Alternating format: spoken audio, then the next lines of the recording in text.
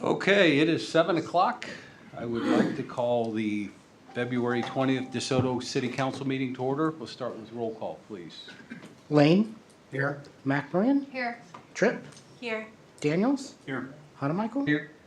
All are present. All right, I would invite you all to please rise and join me in the Pledge of Allegiance. I pledge allegiance to the flag of the United States of America, and to the republic for which it stands, one nation, under God, indivisible, with liberty and justice for all.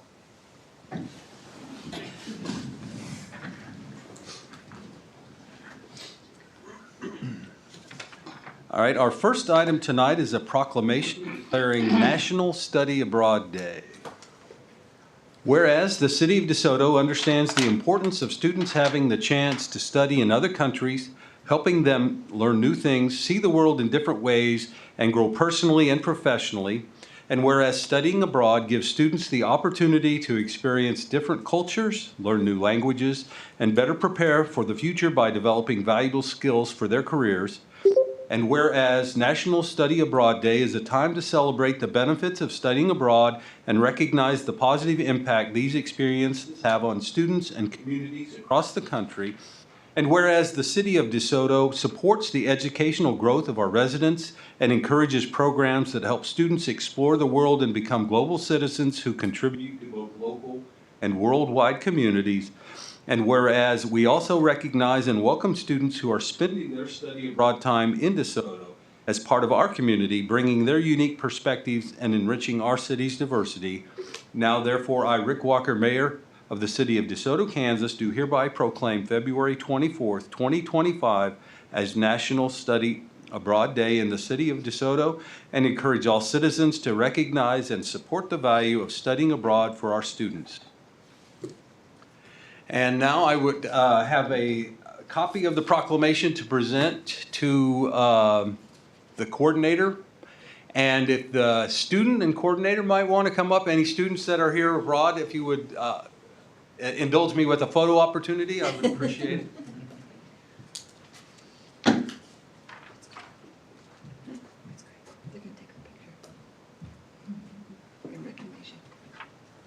Whitney will be our photographer. Okay. So, who wants to? You want the proclamation as our receiver of our proclamation? I Is that think it should go to all Audrey. right? All right. Well, there you go.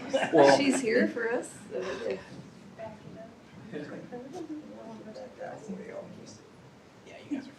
all right. Thank you.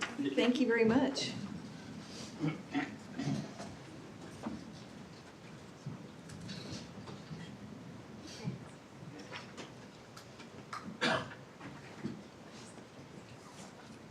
Brandon, do we need this other copy? I can keep it. I scan it. so I didn't know if keep maybe it. the coordinator wanted a copy as well. Yeah, sure. We can give them both. All That's right. fine. I've got one other copy if you want one as well. Thank you and so we'll much. make another one for our records. Yep. Thank you. You're welcome. And thank you for doing this for her. Thanks, Courtney.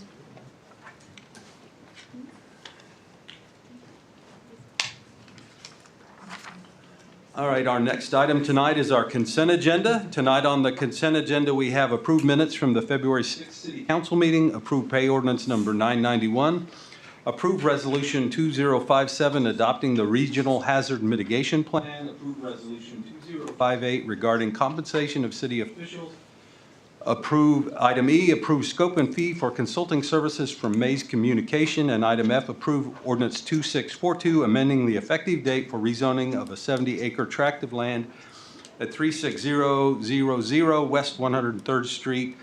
I have to declare a conflict on item F, so I would ask that it would be removed from the consent agenda. Is there any other item anyone would wish to remove from the consent agenda for further discussion? Would like a little bit of discussion on item E. Okay. Then we would need a motion to approve the consent agenda, removing items E and F. So move. I'll second. All right, we have a motion and a second. Any discussion of the motion? Roll call, please.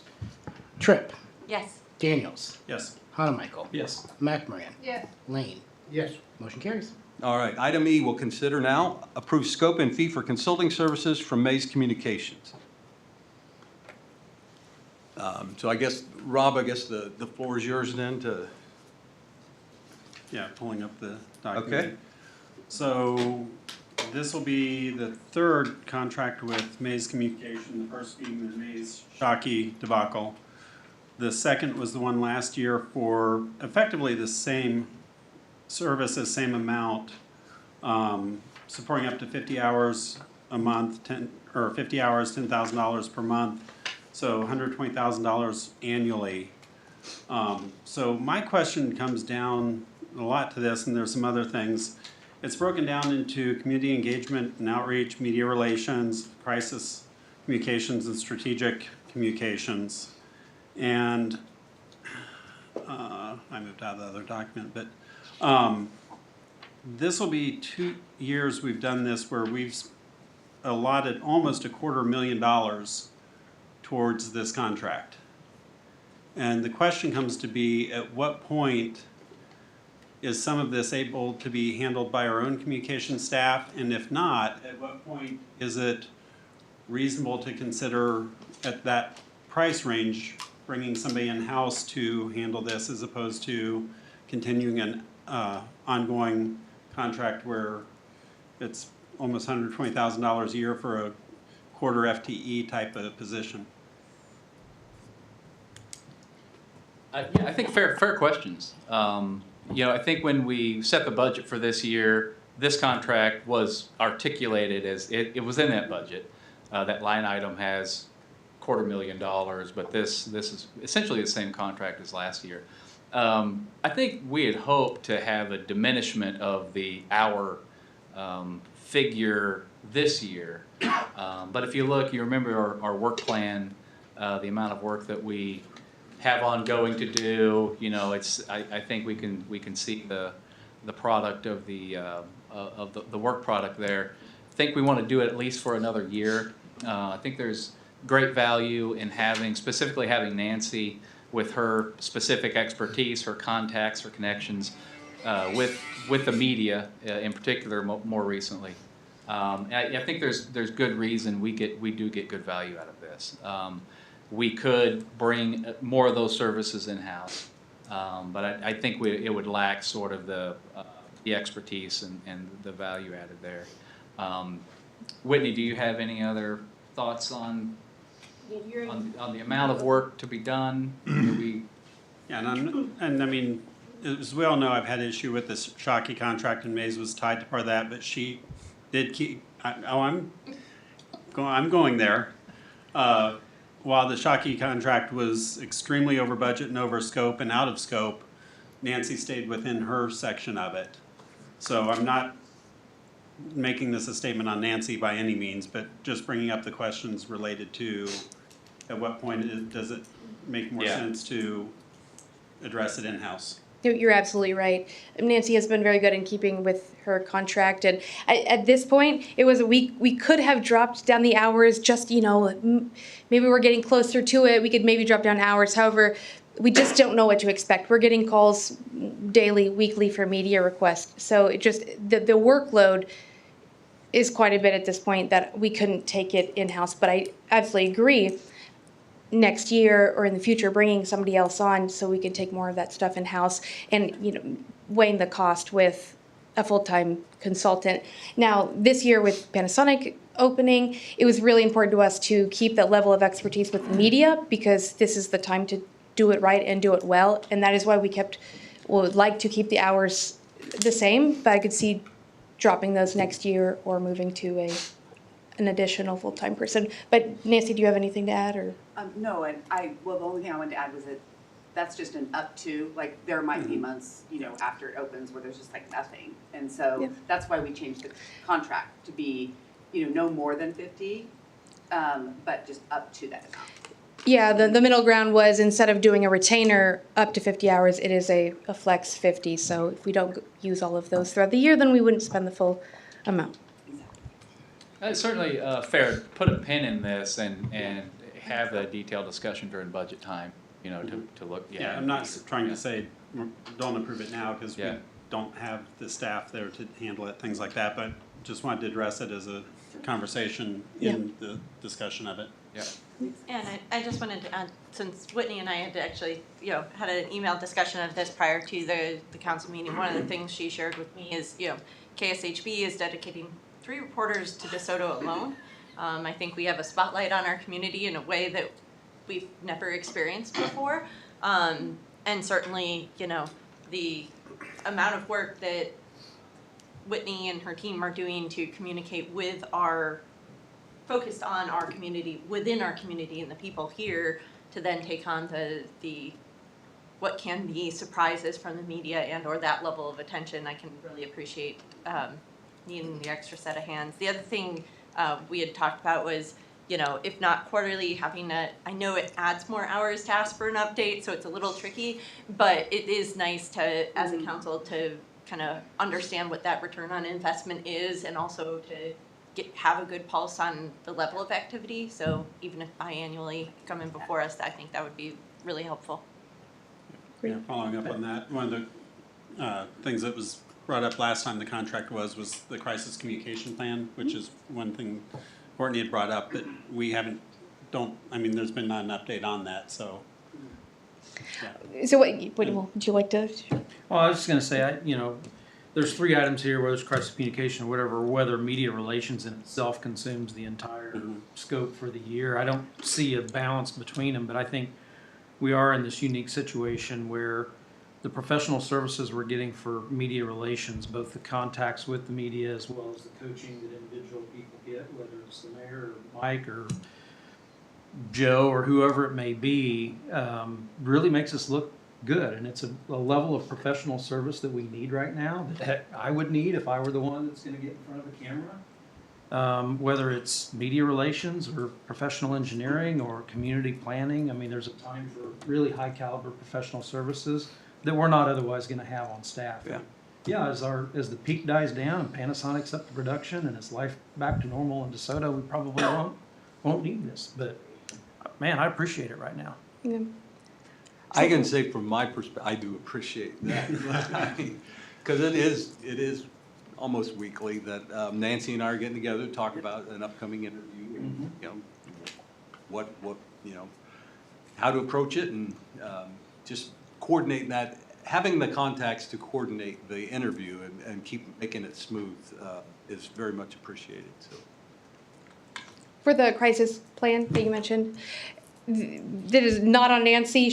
We're probably about 70%. It's now in our court to go through and reorganize it, tweak it, and then add all the city side of the process. So how do you, if we're not here, how do you publish the social media and the website and write a press release? All those stuff is just internal. So she is waiting on us to be fair to her.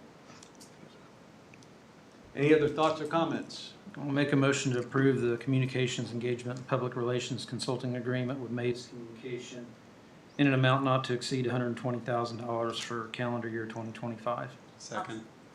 All right, we have a motion and a second. Any discussion of the motion? Roll call, please. Tripp, Yes. Daniels, Yes. Hanamichael. Yes. Lane, Yes. McMorran. Yes. Motion carries. Whitney, before you leave there, has Libby been formally introduced to the entire council? I may be individually, but if you would like to. Just since she's here, and you're here, Hello. Did she just hit her seventh month? Yeah, it's hard to keep track. It's going by so fast, but I love it here. I love serving this community. I love learning within Whitney and Nancy. So yes, happy to formally meet you all. thank you. Thank you for indulging me. All right, now I am going to declare a conflict and turn the meeting over to Rob so you guys can take up item 1F.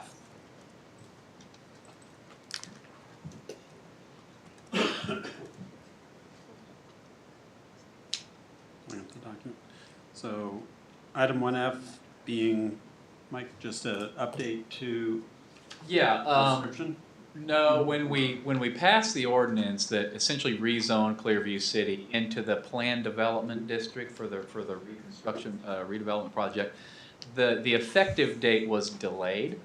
And so there's a request now to delay it further, until March 4th. When was the original? To June. I'm sorry, it was March 4th, and now they So want just to extending the date. just extending that. Yeah. I'll make a motion to approve ordinance 2642, amending the publication date of previously adopted rezoning ordinance 2631. I'll second. Roll call, please. Tripp, Yes. Daniels, Yes. Hanamichael. Yes. McMorran. Yes. Lane. Yes. Motion carries.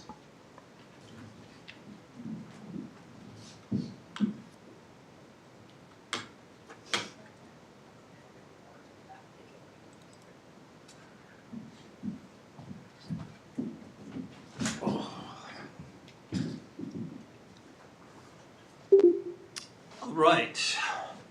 Item 2, call to public. Members of the public are welcome to use this time to comment about any matter relating to city business not listed on tonight's agenda. The comments that are discussed under call to public may or may not be acted on by the council during this meeting. There is a 4-minute time limit. Does anyone wish to address the council under call to public?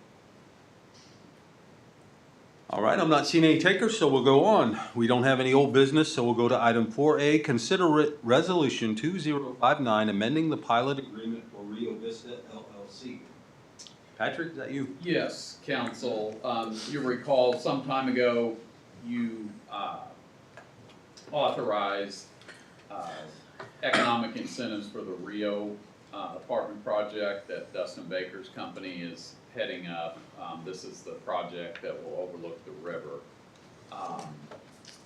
And I attached an email from Dustin indicating the reason that they need some additional time. Seems reasonable to staff, so all we're asking is that you adopt resolution 2059, which would extend the time for Dustin to commence the project. All right. Any questions from council?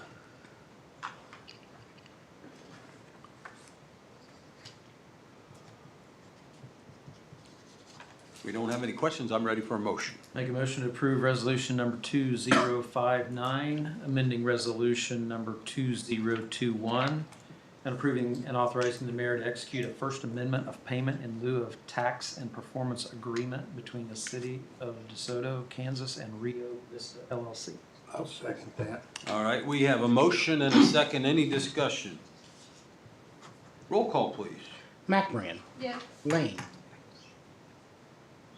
Lane. Yes. Daniels, Yes. Tripp, Yes. Hanamichael. Yes. Motion carries. All right. Item 4B, consider ordinance 2640 regarding a special use permit for telecommunications tower in the M1 district.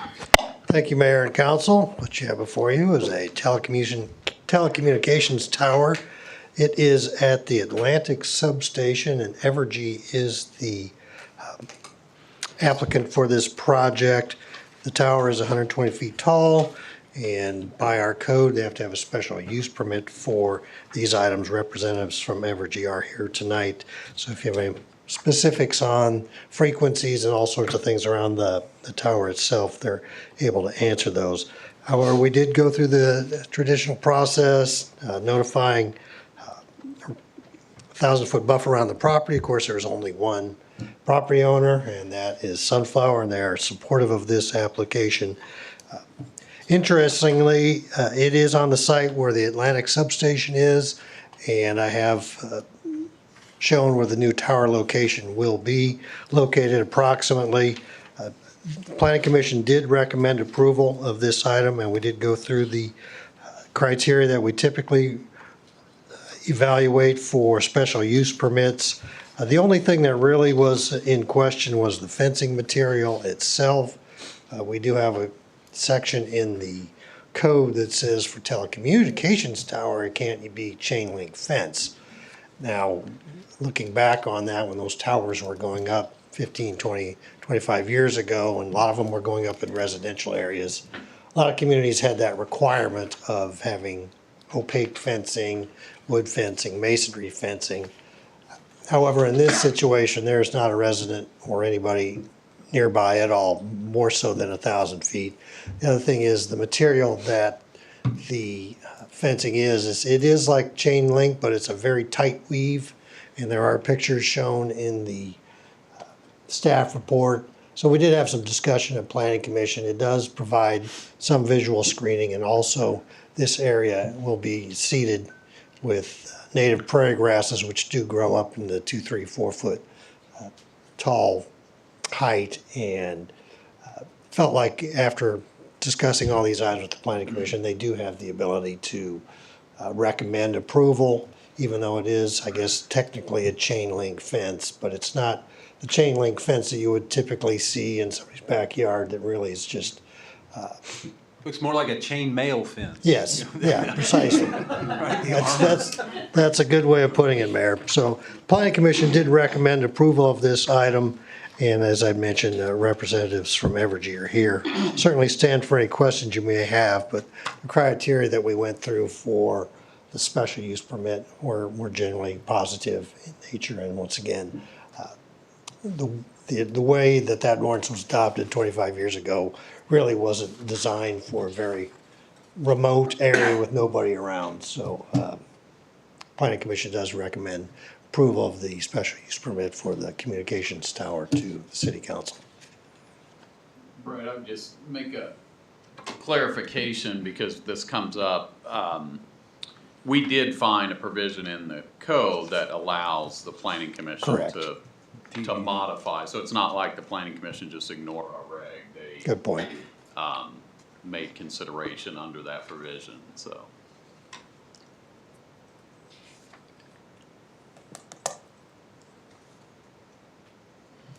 Quick question. Is there a renewal required on this at some point in the future? Is it? Yeah, now that is one thing that is specific in the code. When you have a telecommunications tower, it's 5 years for your Okay. first time, So- and then you can do 10-year subsequent renewals. So this will have to come back in 5 years? Correct. Be renewed, okay. Any questions from council? I'll throw one out there. I mean, our Evergy friends made the trip over here, and we gotta come up with something. I'm just curious, does the tower present an opportunity for any co-location in the future of either, since it is a remote area, is there any co-location opportunity for another communication facility? So I'm Tyler Burton with Evergy. So we've went discussing that. If anyone approaches and wants to join the tower, we're open to conversation with that. I know you guys don't want towers popping up all over the place, so obviously open to conversation if that does arise. But Yes, the design of the structure is such that you could put other antennas on it if somebody has a need or something like that. I believe. Yeah. Yeah, I believe that's correct. To a limited degree. Yeah. Yes.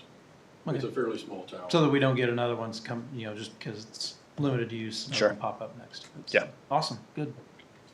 All right, I came up with Great a question. question, good question. Any other questions from council? I think we're ready for a motion. I'll make a motion to approve ordinance number 2640, providing for a special use permit within respect to certain land within the city of DeSoto. Second. All right, we have a motion and a second. Any discussion of the motion? Roll call, please. Mayor Walker. Yes. Lane. Yes. McMorran. Yes. Daniels. Yes. Honeymichael. Yes. Tripp. Yes. Motion carries. All right, item C. Consider ordinance 2641 rezoning 14.71 acres at 9120 Waverly Road from R1 to R3. All right, thank you, Mayor and Council. This is the rezoning quest for the area at Kill Creek and K-10 Highway. It was previously brought to council for the C2 and the M2 tracts, and the R2 tract, which were both approved or recommended approval by the Planning Commission and approved by the City Council. The applicant, Travis Schramm, is here tonight.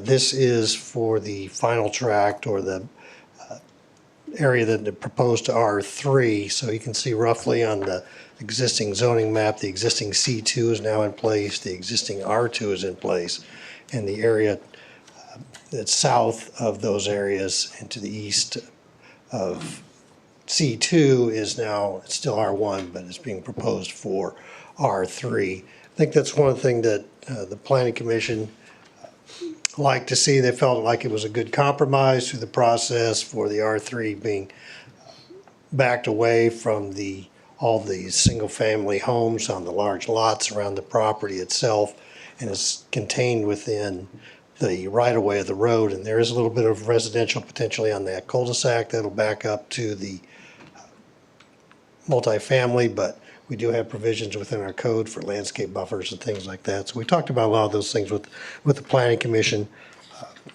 The applicant, as I mentioned, is here tonight, so if you have any specific questions for him. We did go through the criteria, and once again, as came up through the process of this application, is traffic potentially on Waverly, access point only being one on Kill Creek Road, and also the lack of sewers. However, staff felt and the Planning Commission agreed with their recommendation to bring this forward to the City Council with a recommendation of approval that, the applicant's working on benefit districts, working with the city on how to make these improvements, and also will work with the neighborhood as far as making sure that Waverly Road is not overwhelmed with traffic. So there are a lot of steps that we still have to go through. This is just the first in the process to rezone to R3 potentially. But the utilities need to be worked out, and then as preliminary plat, things like that come in play, utilities will have to be provided and shown on the document. Traffic studies will be required. And then, of course, with the site plan on any C2 or R3, a site plan is required as well. So we talked about a lot of these things, and this has been before Planning Commission twice, and then when the applicant withdrew the application, revised the tracts themselves, made more single-family properties, and now this is the result of the R3 tract. So with that, I will stand for any questions you may have. And once again, Travis Schramm, representing Grata Development, is here tonight. Questions from council? Yeah, I'll go. So just in terms of defining it, the address point is 9120 Waverly Road. It's got an odd address Yes, point it for does. this piece of property. There's graphical depiction here in the staff report, but the recommended motion makes a reference to an area at an address point that doesn't front Waverly. I assume that there is a legal description for this specific rezoned area that's not in the staff report, but is tied to Yes, this there is. somehow. It's attached to the ordinance. Oh, it's attached to the ordinance. Yeah. Okay, all right. Okay, it's just so we can make it clear what the bounds are of these various rezonings that are occurring on the same current piece of parcel of land that is yet to be subdivided. Right, and at some It's a point, little I confusing. imagine that address point will go away Yeah. when all these other properties are developed, but that's the point that's exists as it was given that point by the county at some point in the past 20 years. So that's what we were kind of stuck with, even though you're correct, it's kind of an odd address where it probably should have been off of Kill Creek, but. Yeah, so, okay. I'm good. Okay. Any other questions? Not seeing any, so I think we're ready for a motion. And is, so the recommended motion does not reference the ordinance, but what we're doing is approving the ordinance, correct? Correct. Yeah. So the motion is to approve the ordinance. So I'll make a motion to approve ordinance number 2641, providing for the amendment of the official zoning map for the city of DeSoto, Kansas, change the zoning of 14.71 acres at Kill Creek Road and K-10 interchange with address point 9120 Waverly Road from R1 residential low density district to R3 multifamily dwelling district with the specific location indicated by the legal description on the attached drawing prepared by Schlegel and Associates. Second. All right, we have a motion and a second. Any discussion of the motion? Roll call, please. Daniels. Yes. Hanemichael. Yes. Tripp. Yes. Mayor Walker. Yes? Lane. Yes. McMoran. Yes. Motion carries.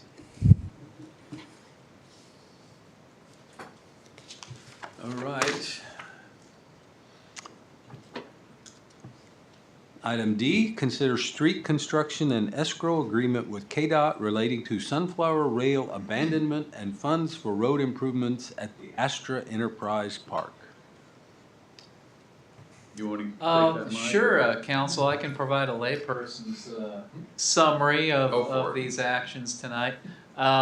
This is the culmination of several months' worth of work working with KDOT as they progress through their corridor study for the K-10 corridor.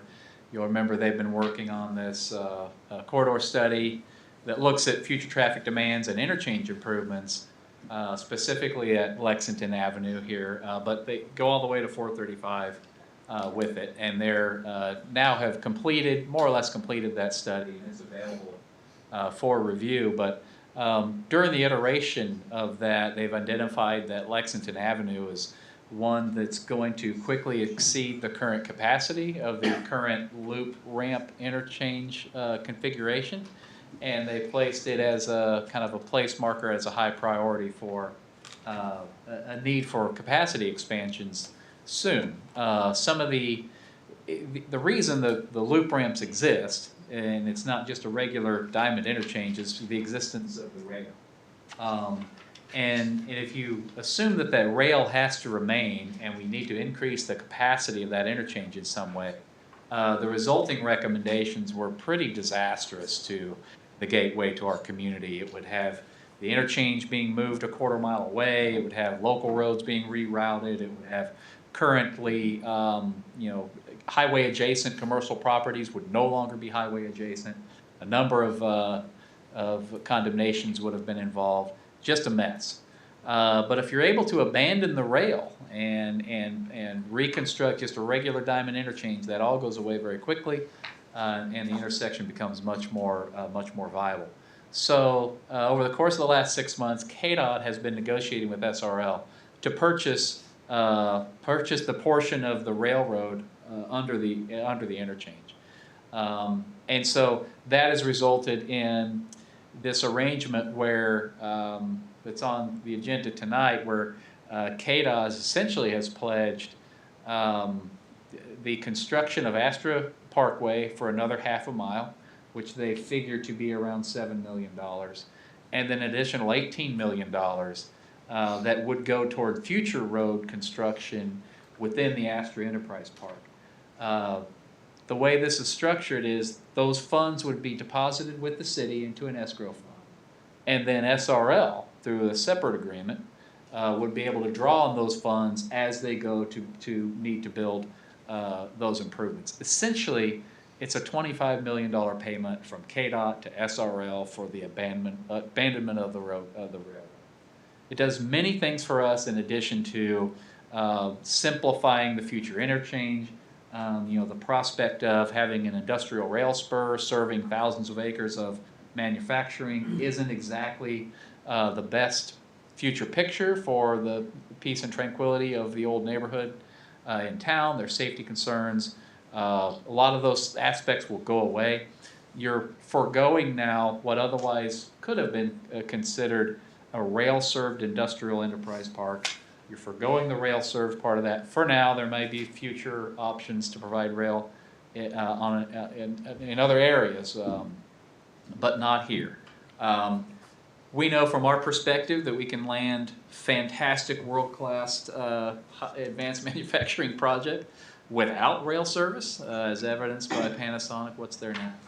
So we've been focused on this pretty intently on making sure that this agreement has happened. So now it does. So I just wanted to show quickly, Tim had a EDC breakfast series this morning that was very well attended, and the consultant from KDOT and KDOT presented the results of this corridor analysis.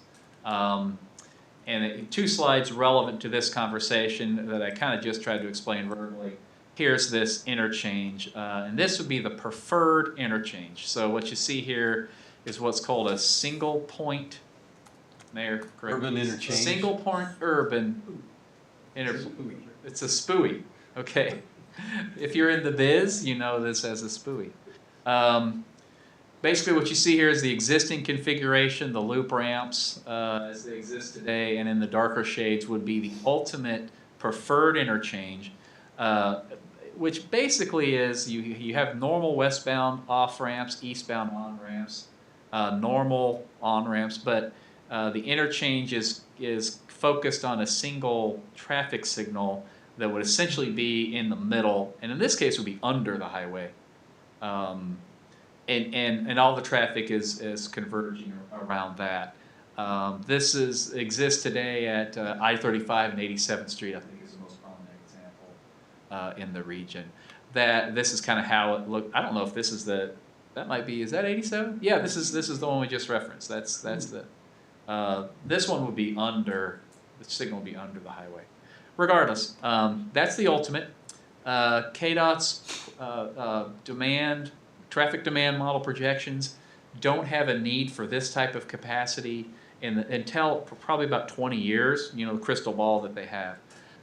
So what they've more recently suggested was an interim interchange improvement that would look much simpler, much more like the traditional diamond, where you have regular off-ramps and on-ramps, and at the bottoms of these there would be traffic signals.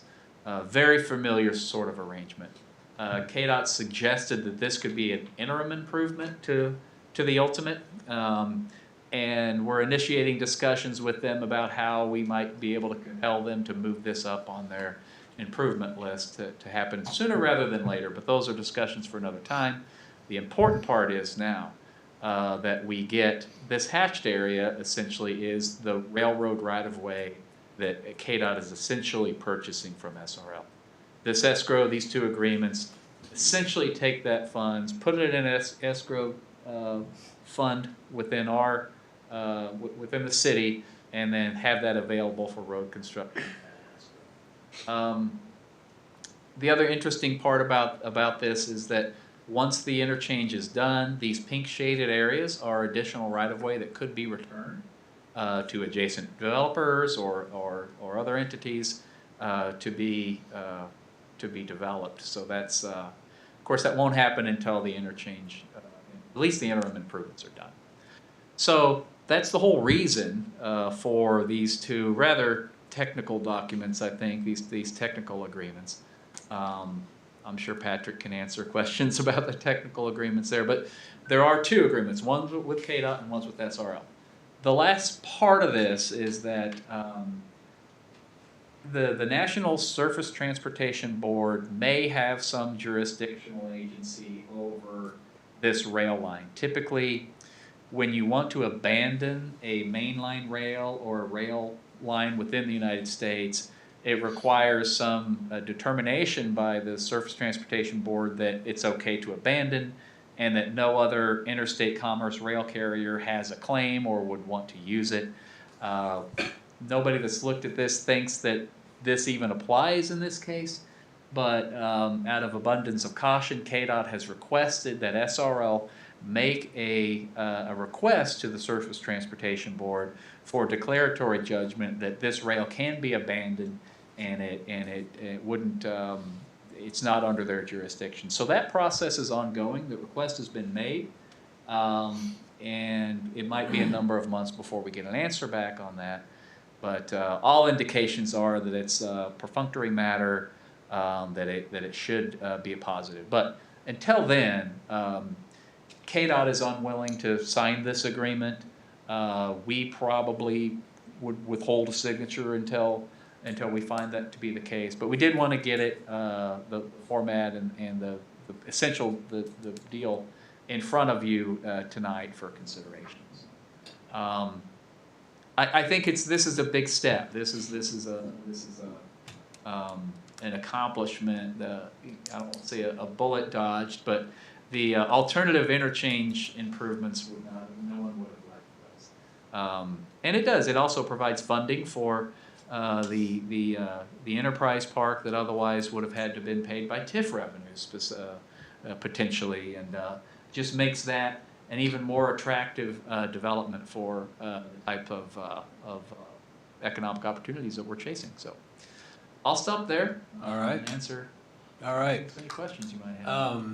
So, you know, at the beginning of the development of the Astor Enterprise Park, one of the concerns that I'm sure a lot of us had was that rail traffic through town. I know I did, and had, as that volume would increase, what kind of negative impact that might have, you know, particularly, you know, right there on that picture at Commerce Avenue, what that traffic would be, how frequently would that whole commercial area be shut off? So, you know, that's something that I very much was happy to work on and push forward to make sure that we could see if that rail could go away. And I think it benefits us in that safety, inconvenience, and just the rail traffic through our town, along with just the negative impacts of that relocated interchange, the loss of business of that Lexington Commerce Center, the disruption and basically interchange ramps right in front of our high school. You know, it was not a good solution. And then the third thing is this $25 million that they're proposing would be paid to Sunflower. You know, it's out of savings that would not have to spent to build this interchange that we really wouldn't want. So it just it checks a lot of boxes, and I think it's been a long road, but I'm happy that we're here and look forward to this thing moving on to that next step. Questions from council? I might just add to what the mayor said, and some of you I know were not on the council, but years ago, we entered into an agreement with Sunflower that we could remove the rail over the road of Commerce at that intersection, but we also signed an agreement obligating the city that when Sunflower wanted that rail put back, we would have to incur the cost of it, reinstalling that rail. So obviously this does away with that. So that's another positive. And on the agreement with KDOT in the packet, the only reason it says draft is KDOT wants to make sure that that declaratory judgment is entered by the board. So, but otherwise this will stay as it is written. So. Just as for additional information, that request or filing was made February 7th, and I think before the end of that week, on behalf of the city, I had entered a letter of support for that filing, and so I don't know if there's any other support letters that might. We haven't been asked for any, but I don't know if another letter of support or Maybe from the Chamber of Commerce. from the chamber, yeah, maybe might be good, and a reach out to our legislative delegation to maybe bird dog or work on that from the other side would be appropriate. With that, I'll stop and let you guys that might have questions talk. I guess my first question is, is it there an action to be taken tonight if all the signatures are being held and this is just draft where we're basically not, we're in consent and then when it's ready, we pass it, or do we go ahead and make a motion to authorize signature? Yeah, KDOT and Sunflower would like, they want the authorization to be had, so when this comes through, it won't have to come back before you. So they won't have a question as to whether or not we're gonna approve the Right. final form? That's right. Okay. So can you talk a little bit about how the money will be held in terms of, I can probably find it if I dug through all the language of the document, but in an interest-bearing account, I presume any interest earned accrues to the escrow account and not to the city like we've. Unfortunately, Yeah. yeah. And then under what, there's the rules under which we can invest money. Are the same rules applicable to this escrow account that are applicable to any cash that the I city? believe so, yeah. So we'll Patrick, treat correct me it if in the I'm same wrong. way. Yeah. And Jeff White, we've already enlisted Jeff White's help. He's going to be, monitoring the account, working with Bonnie to, make sure this is segregated, so he'll be on top of that. Yeah, so essentially, we're an escrow agent, so we're assuming the fiduciary responsibility of these funds to be dispersed at some indeterminate date that, who knows how long that could be and who's in what positions around the city or whatever the proposals may be. I just, want to reinforce that we are now on the fiduciary responsibility of $18 million that's going to be sitting on, really not on our balance sheet, but it's going to be cash that is also not publicly accessible, but other people may question what's that money that the city has. Well, I think we just need to be clear that we have a real responsibility to manage it appropriately, but it's not our money. Just a statement. Good Thanks. points. I'll just say I'm really glad to see this coming to resolution. I remember when the alternatives were first presented and several residents reached out with a lot of concern about what the future could look like if KDOT had pursued that option with the rail line active. So I really think, yes, this comes with, fiduciary responsibility, but it certainly feels like the right step to, and a great resolution to a situation to help our community. And for the residents on 95th Street, this is just one of several puzzle pieces that they feel helps them. Yeah. I mean, this is, I wouldn't say the biggest piece by any means, but it was of the three, it was probably the bottom, but it was still a significant one. So, yeah, I'm very happy to see this coming into play. Any questions, comments on this side? All right. I'll make a motion, we authorize the mayor to sign the street construction and escrow agreement with KDOT. I'll second. All right, we have a motion and a second. Any discussion?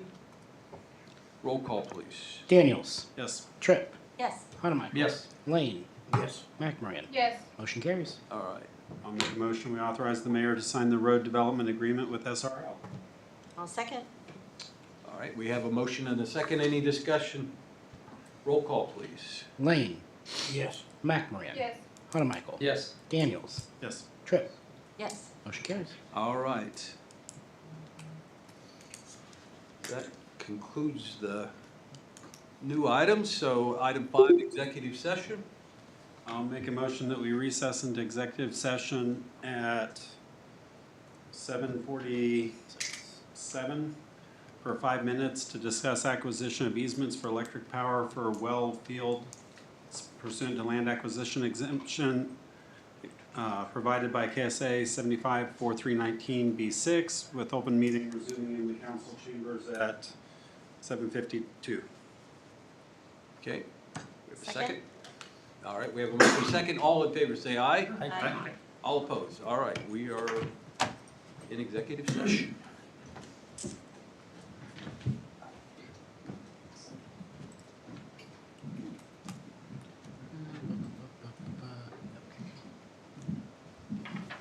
Joe, did you get out of What? did you get out and do any filing this time?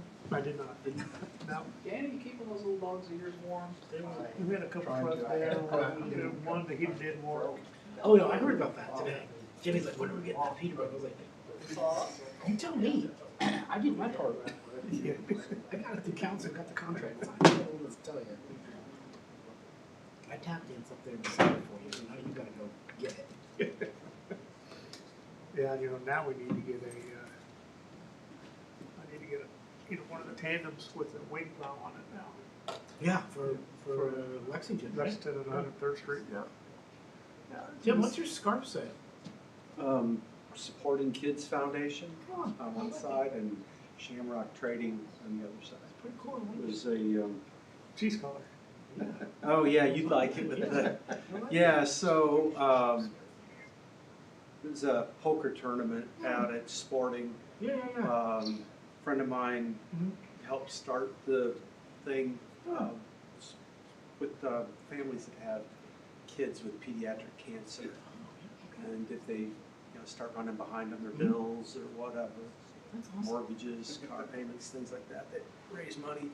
A lot of people with lots of money, not me. I mean, no, these guys are buying. So the table I was at, these guys with Olathe Auto Clinic had the table I sat at. Guy next to me, I don't know, we've been doing this for 6, 7, 8 years probably. He and another guy were gonna go in on a bottle of Pappy Van Winkle, and they were like, yep, they were in for $3,000. And I was just like, it went for $4,300. I'm like, okay, I'll drink, Jameson 7 or something like that. It's something that's decent, but not like that. I just don't see that. Yeah. But this Because they can. This is an ego play too. This is, they get trips donated, like wild boar hunting by helicopter. Oh, yeah, that would be cool. Yeah, and I'm like, that'd be cool, but I'm not gonna pay the $5,000 to do that. Even if I had it, I don't know if I could do it, I agree. So, but yeah, it's fun. But yeah, this is, like, I've got more comments on this scarf, which they did a green one last year, and I think a blue one the year before. Cool. You don't get a lot of opportunities to wear scarves. That's true. And of course, this is the first time I had to pull out this old winter coat in 5 years at least. Hey, at least it still fits, right? Yeah. There you go. It's baggy, but maybe not as baggy as it used to be. It's all right. As long as it still fits. They're not gonna be tied up long, are they? I don't need They to got, be around. they got 2 minutes. Okay. I think it's really just a yes question. Yeah. It's been a long day. Rubber stamps. Yeah. I don't mind you. Appreciate you coming this morning, Oh, Joe. yeah, no, that was good. I thought, I thought, oh, that'd be relevant to you. You'd probably. Yeah, I kind of wanted to hear what Cameron had to say. Yeah. Yeah. It's been a long time. We used to meet about every 2 weeks and we get paid Oh, out. did you? Yeah. Okay. And so, but they kind of, now that they kind of got everything done, Yeah. so it's online now, so it was kind of good to see that what they presented is what's online too. Right, Yeah. right. Well, and I thought, he did a good job explaining it, but then I thought there was some good interplay with, there was a lot of good questions. Yeah, So, yeah, everybody wants to know what they do. Yeah, they do. Yeah, I'm gonna hate when they start construction between, really Ridgeview or Woodland and 435. Oh, it's gonna suck for you and me. Oh, yeah. Absolutely. I'll figure out how to go south. Yeah, you'll be able to, I'm not sure what we like you. I'm not sure. I might get off K7. Yeah, and during the snow, I come the back way, college to K7, and then down the highway.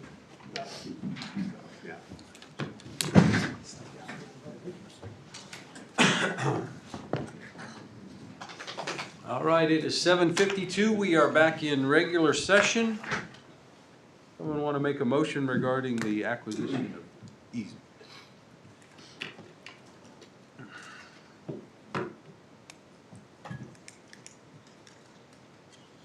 What's the dollar amount?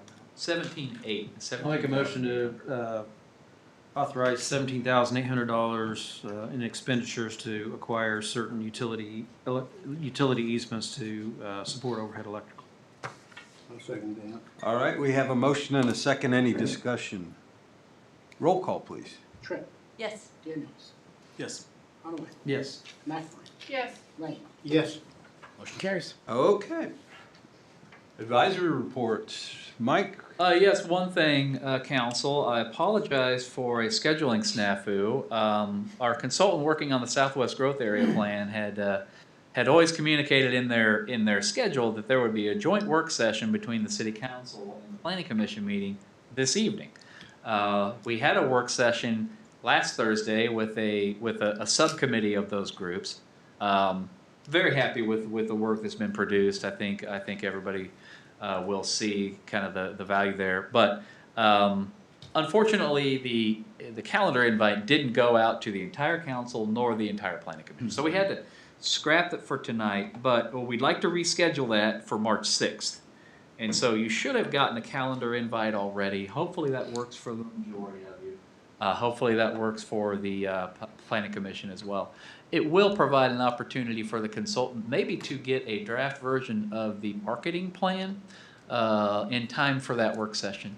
So that'll start at 5:30. It'll be here in this room, and we will get it noticed up. Not sure we have to call a special meeting of the council. It'll just be a work session. I need to just know a little bit more. I'll touch base. Worst case, you'll get an email like you normally do. Yeah. Okay. So, at any rate, March 6th, work session on the Southwest Growth Area Plan. So, sorry about the mix-up. All right. Is that it? That's it. All right. Thank you. Patrick? Nothing for me. All right. Thanks. Brad, anything for the group tonight? Nothing, Mayor. Planning Commission next Tuesday night. All right. Joe? Roads are clean. All right, man. Wait for warmer temperatures. Yeah. Brandon, anything? Nothing. All right. Council comments. Kevin, anything tonight? Yeah, I'll give a little report from the SERI board meeting Okay. last week, the Economic Research Institute board meeting. I was there on the board, and Tim was there as economic development representative. A couple of things that maybe are pertinent to us a little bit. One is that average price of homes sold in Johnson County was up just 2.6% in 2024 over 2023. So while we've all got our recent appraisal notices this week or whatever it was, and maybe some of us saw some decent increase in our personal wealth from our property prices, we'll probably see appraisals start to begin to reflect these average home sale prices. So 2.6% is actually the lowest increase in average home sales since 2011. Wow. So Since it's the really, Great Recession, huh? yeah, it's really, since the recession, so it's really plateaued. Another interesting note is that in terms of numbers of homes sold, 2024 over 2023 was up 0.9%. So there's also not a lot of being built. So that's 8,400 homes sold out of 200,000 homes in Johnson County. So also a very small number of transactions. Single family home permits were up 26%, but again, that's only 1,700 single family homes permits. Multifamily building permits were down 76%. So kind of overall in the county, you see that housing's really plateaued off, not flattening. So anyway, the housing values or average home sale prices being that flat will probably begin to reflect in property tax collections going forward. The other one is, as it relates to DeSoto, has always been the screaming hot child of retail sales. Retail sales were up 42% 2024 over 2023. But what I noticed on our chart is it's also starting to plateau. And I mentioned to Mike about this a little bit, seeing the same things. Mm-hmm. So for the first 5 months of 23, January through May, retail sales averaged about $10 to $11 million a month. For the last part of 2024, so say May to December, it was averaging about 18.5 million. So call it between 18 and 20 million. Pretty volatile, but bouncing around in that range. So up a lot, but up, and it's plateauing now at about that amount, which is consistent with probably the peak in construction activity that we've seen, the peak in numbers of people on job sites and that kind of thing is at a peak, but it is kind of plateauing. So we're not going to see 42% growth in our retail sales in the city. So just some highlights from the Siri meeting. All right, thanks. Danny, anything? Nothing, Mayor, thank you. Victoria? Rob? Nothing tonight? Courtney? Yeah, I have a bit of a personal update. So 6 years ago when we moved here to DeSoto, the intention had always been to find ourselves some acreage to live on. And so it's with mixed emotions that I share that, yes, we found ourselves 5 acres, but it is not here in DeSoto. So I will be here for the next few months, but we will be moving at the end of May. Can we annex it? Thank you. Yeah, how far away can we do an island annexation? Island annexation, I would be all for. It was honestly like when we found the place, it's kind of our dream home, but it was really, really hard to know that this would be mean stepping down. So I wanted to share with everyone because the last way I'd want anyone finding out is because there was like a for sale sign in my front yard or something. So it's a small town, and so before we even get close to listing our place, I wanted to share. Thank you. I appreciate, I know we have more months to go, but I appreciated our time to work together and look forward to the next couple months. Congratulations on the new property. You will be missed in this body. I will miss you guys. Gosh, I don't think I have anything to top that, so. I'll make a motion to adjourn. Second. All in favor, say aye. Bye. We are adjourned. This conference is no longer being recorded. I'll I've stall. recalled to order Do we all once need to it's get back online. on? I'm sorry? Do we all need to get back on? Oh, no, that's not, you don't Okay. need to be All on right. that. Okay. I'm going to call the meeting back to order. I neglected to bring up our planning commission appointment. We have Todd Manson, who served on the planning commission for a number of years, asked to step down, and he's asked to step down several months ago, and I've been working on finding a replacement. I have found a replacement, and I shared his information with everybody today. If you have any questions about Chad, I would welcome them, but I would appreciate your consent on appointing Chad to the planning commission. And I'd like to just go ahead, I know Todd's appointment ends at the end of March. Since we're so close to the renewal time, I'd like to appoint him to finish the last 2 months plus take on the next term at that position. So Patrick, did you sent me a Yeah, just a sample. motion? Let me find that. If you're comfortable with that. If you're not, we'll just go through it again and well, actually, it might be the next meeting we're gonna go through, it might be it will certainly be in March. Can you pull that up, Patrick? Yeah, I'm pulling it up right now. All right. Sorry for the delay. We could have been out of here before 8, but I It's okay. So close. I was gonna say, Courtney took me off my game tonight. So while we're waiting, quick question. Credentials look fine. I mean, obviously, you don't have as much in the planning side of things, more coming from the CPA. We've talked on and off through 7 years about making sure that they're properly trained. Is there any further thought movement on making sure planning commissioners have training or incoming ones have training? Councilmember Daniels, the last 2 that have been appointed, we put them through a MARC training, Okay. which kind of gives them kind of an overview. It's kind of a digital slideshow that you go through. It takes a couple hours, but we did offer that Okay. to the last few that have come that have Okay. been on the board, and as far as I can tell, they've taken us up on it. Good, just Good as point. the new appointment comes Yeah. in, trying to make sure that they're up to speed on golden criteria and everything else they need to know. Yeah, and I'll get an email sent to him probably Monday. All right, so what I would ask is that we move to appoint Chad Martin to fill the remainder of Todd Manson's term, which ends March 31st, and thereafter appointing beginning for a full term beginning April 1st, 2025. So move. Second. I agree, I can vouch for his character. Okay. We have a motion and a second. You want to do a roll call, Brandon? Yep. Tripp, Yes. Daniels, Yes. Hanamichael, Yes. McMorran, Yes. Lane. Yes. Motion carries. All right, and with that. I'll make a now- motion to adjourn. All in favor, say aye. Aye. All right, we're double adjourned. Thank you, everybody.